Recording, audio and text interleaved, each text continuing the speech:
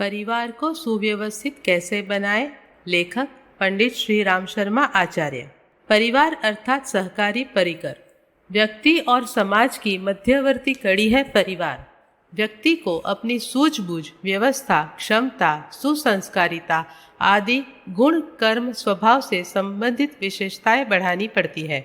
इनका अभ्यास न होने पर कोई किसी क्षेत्र में प्रगति नहीं कर सकता। जीवन यापन की सुनियोजित विधि व्यवस्था ही समग्र साधना है। इसे एकाकी नहीं किया जा सकता। प्रयोग, परीक्षण और अभ्यास के लिए कोई सुविधा संपन्न सुनियोजित तंत्र चाहिए। ऐसी प्रयोगशाला निकटतम क्षेत्र में नितांत सरलता पूर्वक उपलब्ध हो सकने वाली परिवार व्यवस्था ही है। समाज के साथ समुचित तालमेल बिठाने के लिए किसी न किसी प्रकार का अनुभव अभ्यास करना ही होता है। दूसरों को अनुकूल बनाने, उनकी स्थिति समुन्नत करने तथा सुधार प्रयोजन के लिए संघर्ष करने जैसे कितने ही कार्य करने पड़ते हैं। कितने ही अनुभव एकत्रित करने और प्रयोग अभ्यासों में प्रवीणता प्राप्त करने की आवश्यकता होती है। इसके लिए क्या विद्यालय में प्रवेश पाया जाए? कितने दिन में इस प्रकार का पाठ्यक्रम पूरा किया जाए? इसके उत्तर में यही कहा जा सकता है कि यह समस्त सुविधाएं और परिस्थितियां परिवार परिकर में सहज उपलब्ध है, यदि मनोयोग पूर्वक प्रयोग परिणामों का विश्लेषण विवेचन करते हुए उसी क्षेत्र में सही रीति नीति अपनाई जा सके। कृत्यों के परिणामों पर गंभीरता पूर्वक विचार करते रहा जाए तो उस शिक्षा की समग्र आवश्यकता पूरी हो सकती है, जो सामाजिक सुसंतुलन उपलब्ध करने और अमिष्ट सहयोग प्राप्त होते रहने के लिए नितांत आवश्यक है। इस प्रकार व्यक्तित्व परिष्कार और लोक मंगल के दोनों परमार्थ परिवार क्षेत्र में सुयोग्य माली की भूमिका निभाते हुए सहज ही संपन्न किए जाते रहते हैं। जीवित रहने की सुविधा और शांति, प्रसन्नता प्राप्त करने के लिए भी परिवार व्यवस्था का अंग बनकर रहने में भी सभी प्रयोजनों की पूर्ति हो सकती है। शर्त एक ही है कि यह सब शालीनता के ढांचे में रहकर संपन्न किया जाए। परिवार एक छोटा राष्ट्र है। उसकी सुरक्षा, सुविधा, सुव्यवस्था एवं सर्वतोमुखी प्रगति के लिए वैसे ही कौशल की आवश्यकता पड़ती है जैसे कि किसी शासनाध्यक्ष को अपने देश को सुखी सुरक्षित रखने के लिए करनी पड़ती है। राष्ट्रों का महत्वपूर्ण विभाग अर्थ है। आर्थिक संतुलन बिठाए बिना अन्य सभी विभाग लड़खड़ा जाते हैं। परिवार की अर्थनीति भी ऐसी बनानी पड़ती है जिसमें घाटे का बजट न बनाना पड़े, ऋणों पर निर्भर न रहना पड़े, अभावों से ग्रस्त रहकर कष्ट साध्य निर्वाह के लिए दलदल में न फंसना पड़े।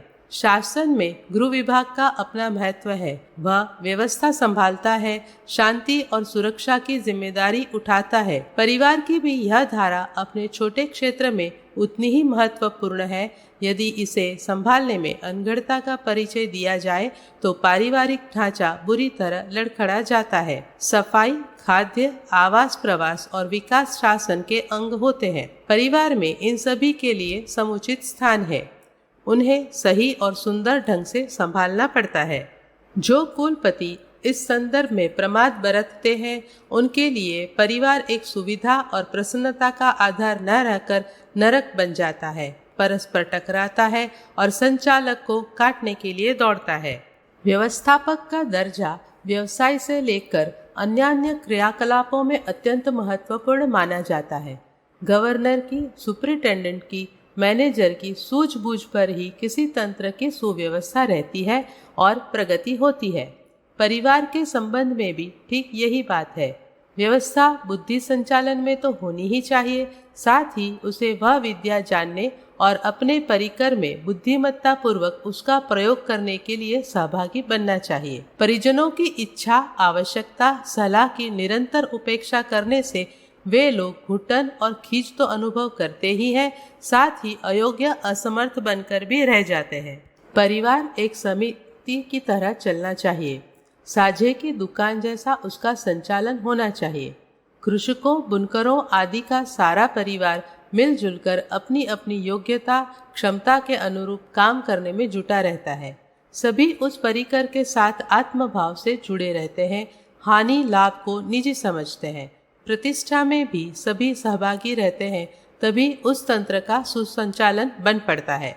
थोड़े साधनों में भी सहकारी भागीदारी के आधार पर संतोष और प्रसन्नता की स्थिति बनी रहती है। यह सब अनायास ही नहीं हो जाता, इसका वातावरण बनाना और ढर्रा चलाना पड़ता है। समझदारों की इसमें विशेष भूमिका रहती है।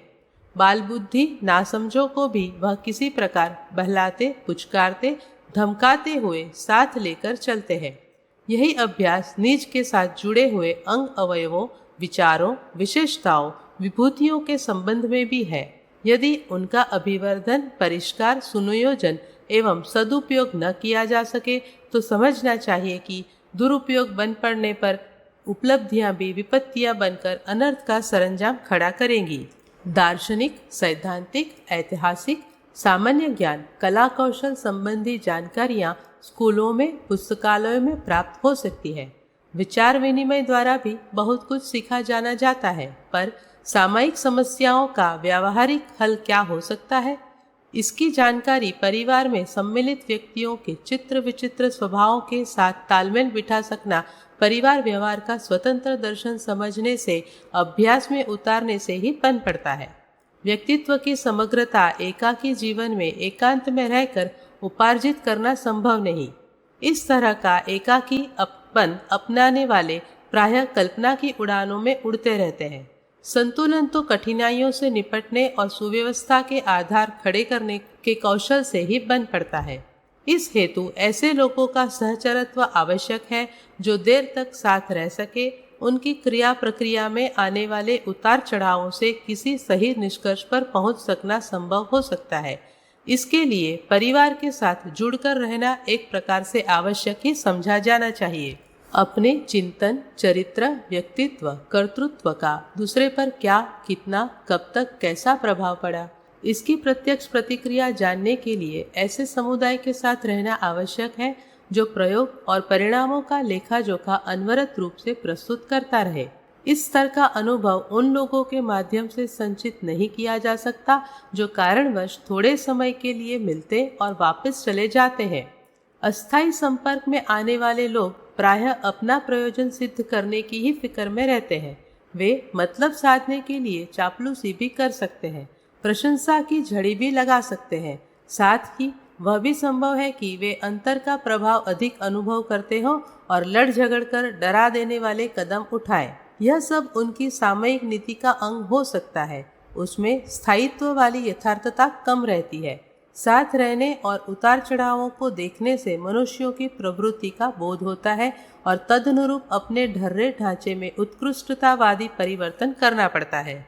मनुष्य की शारीरिक और मानसिक संरचना ही ऐसी है जिसके कारण उसे समूह में ही रहना और सामुदायिक क्रियाकलापों के आधार पर अपनी आवश्यकताएं पूरी करनी और दूसरों को सहयोग भरी सुविधाएं देनी पड़ती है। कोई सही रीति से जीना चाहे तो उसे समाज का एक घटक बनकर ही रहना होगा। इसकी छोटी और चिरस्थायी सुविधा व्यवस्था परिवार परिकर में ही सरलता और सुविधा पूर्वक मिलती है। भोजन, वस्त्र, निवास जैसी अनिवार्य आवश्यकताएं अन्य प्राणी तो किसी प्रकार जुटा लेते हैं, पर मनुष्य के लिए इतना भी संभव नहीं।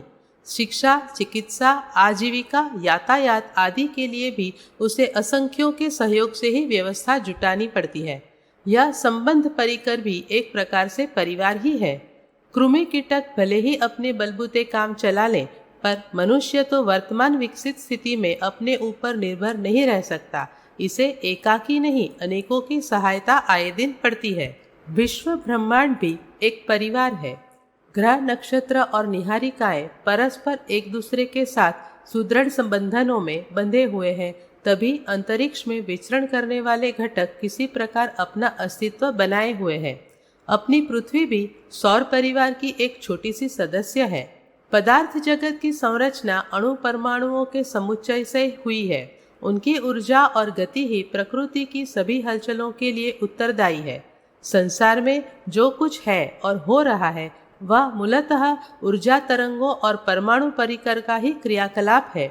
इस दृश्य जगत को इन्हीं नन्हे घटकों का मिलन एवं आदान प्रदान समझा जाना चाहिए। प्रकृति क्षेत्र की हलचलें किसी विशाल परिवार में चलती रहने वाली बहुमुखी गतिविधियों के समतुल्य ही समझी जानी चाहिए। शरीर यौन देखने में एक सामान्य इकाई दिखता है, पर उसका बारीक से परिवेक्षण पर प्रतीत होता है कि इसकी संरचना अनेक अंग अवयवों से मिलकर हुई है। बड़े अवयव तो प्रत्यक्ष भी देखे जाने जा सकते हैं, पर उन्हें विनिर्मित करने वाले जीवाणु तो अदृश्य स्तर के ही होते हैं। इन सब का सम्मिलित परिवार ही काया क्लेवर है। इसे भी एक विशाल परिवार ही कहना चाहिए। यहाँ एकाकी कहीं कोई नहीं है। सभी का अस्तित्व और क्रियाकलाप सामूहिक शक्ति और क्रिया के आधार पर ही चल रहा है। फिर कोई व्यक्ति चाहे कि वह सर्वथा एकाकी रहकर गुजर कर सकता है, तो यह मात्र भ्रांति ही होगी। एकांत कुटी बनाकर रहने वालों को भी अपनी छोटी व्यवस्था बनाए रखने के लिए भी ऐसे अनेकों साधनों उपकरणों की जरूरत पड़ती रहती है, जो अनेकों के सहयोग से विनिर्मित हुए होते हैं। आदिमकालीन कबीलों के ढंग का निर्वाह वन्य प्रदेशों में करने वाले भी आहार विहार खोजने के और तन के लिए कुछ उपाय करते हैं, और उसमें किन्हीं अन्य लोगों द्वारा विनिर्मित हुए उपकरणों का समावेश होता है। यह प्रत्यक्ष न सही, परोक्ष स्तर पर सहायता करने वाला परिवार ही है। प्राणी का जन्म तक माता पिता के सहयोग सम्मिश्रण से ही संभव होता है। ऐसी दशा में सर्वथा एकाकी जीवन मनुष्य स्तर के विकसित प्राणी के लिए तो संभव नहीं है। पशु पक्षी भी झुंड बनाकर रहने और साथ साथ चलने उड़ने में ही अपनी भलाई अनुभव करते हैं और वैसी ही आदत डालते हैं। यह सब परिवार प्रक्रिया का ही अपने अपने ढंग से किया गया प्रयोग उपचार है, जो अनिवार्य है। इससे इनकार करना व्यर्थ है। होना इतना भर चाहिए कि इस प्रचलन में अपना स्थान सुनिश्चित किया जाए और उसके अनुरूप गुण, कर्म, स्वभाव का ढांचा ढाला जाए। असामाजिक रहने में न किसी की गति है और न खैर। आदान प्रदान जीवनचर्या का प्रारंभिक आधार है। इसीलिए मिलजुल कर रहने, सहयोग देने और लेने की नीति अपनानी चाहिए। उससे बिदकने की किसी को भी आवश्यकता नहीं है। समझदारी के युग में मात्र राग द्वेष जैसे मनोविकारों का परित्याग ही वैराग्य कहलाता था। वस्तुतः ऋषि कल्प मनस्वी भी उपासना परक अध्यात्म तपश्चर्या के अतिरिक्त लोक मंगल की प्रवृत्तियों को भी उतना ही महत्व देते थे। इसके लिए प्रव्रज्या अपनाते और तीर्थ यात्रा पर निकलते थे। आश्रमों में गुरुकुल तथा आरण्यक चलाते थे। गृहस्थ जैसी व्यवस्था बनाते थे और सत साहित्य के सृजन से लेकर शोध कार्यों और बहुमुखी प्रशिक्षणों में निरत रहते थे। सभी देवता अपने अपने स्तर के परिवार बनाकर उच्च स्तरीय क्रियाकलापों में निरत रहते थे। परिवार परिकर में रहने की आवश्यकता भी है और उपयोगिता भी। समझा जाना चाहिए कि परिवार का तात्पर्य है सामूहिक सहकारी जीवन।